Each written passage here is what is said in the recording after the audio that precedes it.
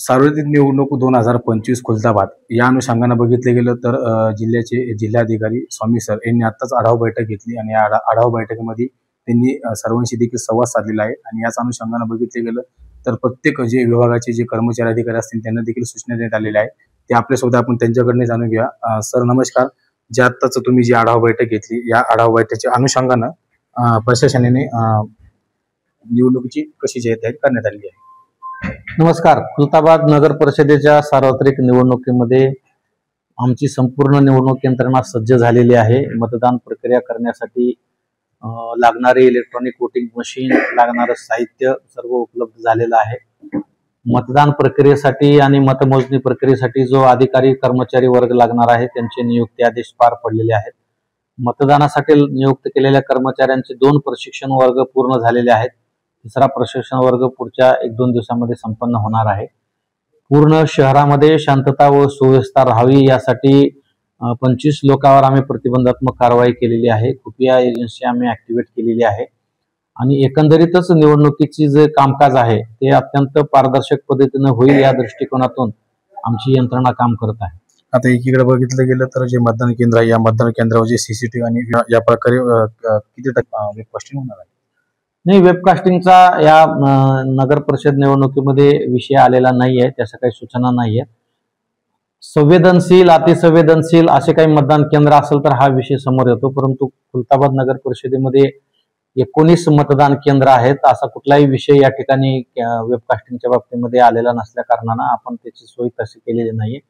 परंतु 19च्या 19 मतदान केंद्रावर जी काही निवडणूक प्रक्रियेसाठी जे साधन सामग्री लागणार आहे त्याची व्यवस्था करण्यात आलेली आहे. स्टाफची व्यवस्था करण्यात आलेली आहे.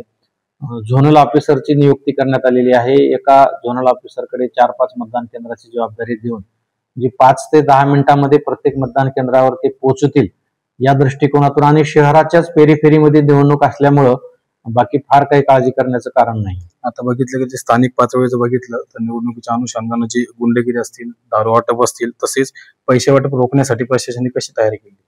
नाही, त्याची फार आम्ही बारकाईनं नियोजन केलेलं आहे. शहरामध्ये कुठल्याही ठिकाणी असं गैरवर्तन होऊ नये आणि लोकशाहीला काळीमा फासेल असं कृत्य कोणाकडे होऊ नये या दृष्टिकोनातून आम्ही जे आपण विधानसभेला लोकसभेला केल्या होत्या, ज्या आमच्या टीम तयार केल्या होत्या त्याच्यामध्ये आम्ही कॅमेरे त्यांच्याकडे दिलेले आहेत.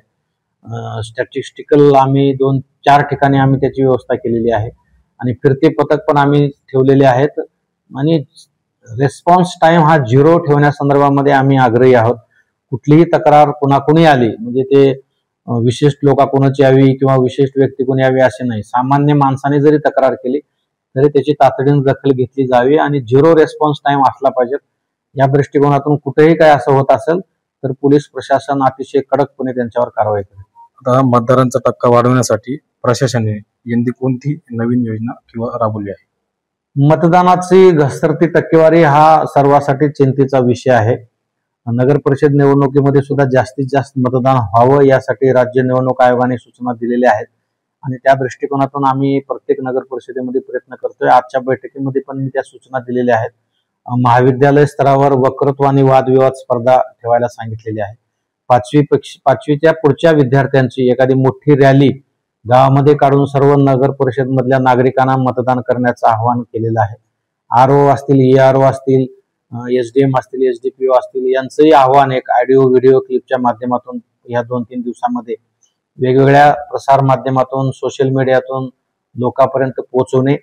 जे काही संघटना आहेत, व्यापारी संघटना आहेत, किराणा असोसिएशन आहे, रोटरी क्लब आहे, लायन्स क्लब आहे, अशा सगळ्या संघटनेच्या मार्फत सुद्धा मेसेज देण्याचं काम ह्या 2-3 दिवसांमध्ये करण्याच्या मी सूचना स्थानिक प्रशासनाला दिल्या आहेत आणि ते निश्चितपणे करतील आणि मला विश्वास आहे खुलताबाद नगर परिषद मध्ये चांगल्या मतदानाची टक्केवारी समोर येईल. मतदानाचा दिवस हा सणासारखा उत्सव व्हावा याकरिता आपण प्रेरित काही मोहीम राबवली का प्रशासन? निश्चितपणे मतदान हा म्हणजे लोकशाही मधला सर्वात महत्वाचा घटक आहे.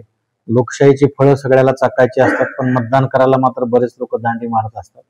तर मतदानाचा दिवस हा लोकशाहीचा उत्सव दिवस म्हणून साजरा करायचा. आपण लोकसभेलाही फार मोठ्या प्रमाणात कार्यक्रम घेतले, विधानसभेला पण घेतले. त्याच धर्तीवर आता नगर परिषद निवडणुकीमध्ये सुद्धा हा मतदानाचा दिवस नगर परिषद हद्दीमध्ये मोठ्या प्रमाणामध्ये एक सण असल्यासारखा साजरा करण्यासाठी आम्ही काही NGOज असतील, आमचे महिला बाल कल्याण विभागाचे अधिकारी कर्मचारी असतील, अंगणवाडीचे लोक असतील, त्यांच्या माध्यमातून याला उत्सव कसा साजरा करता येईल, जे रांगोळ्या काढल्या जातील, फराळे लावले जातील.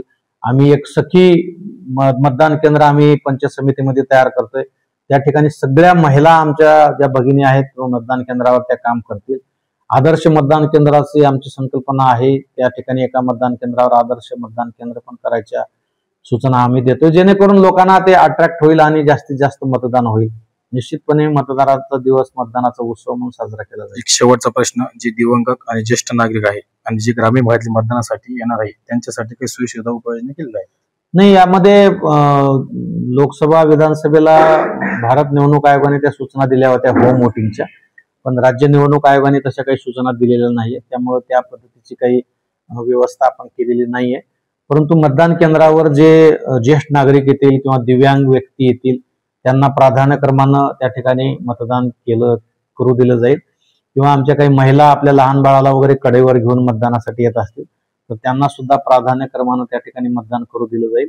मतदान केंद्राध्यक्षांना प्रशिक्षणामध्ये सूचना दिलेल्या आहेत की ज्येष्ठ नागरिक असतील, महिला असतील किंवा गरोदर महिला असतील किंवा कडेवर बाळ घेऊन महिला आलेला असतील किंवा एखाद्या आजारी व्यक्ती मतदान करायसाठी आला असेल तर त्यांना प्राधान्यक्रमानं मतदान करू द्यावं, या सूचना आम्ही निर्गमित केलेल्या आहेत.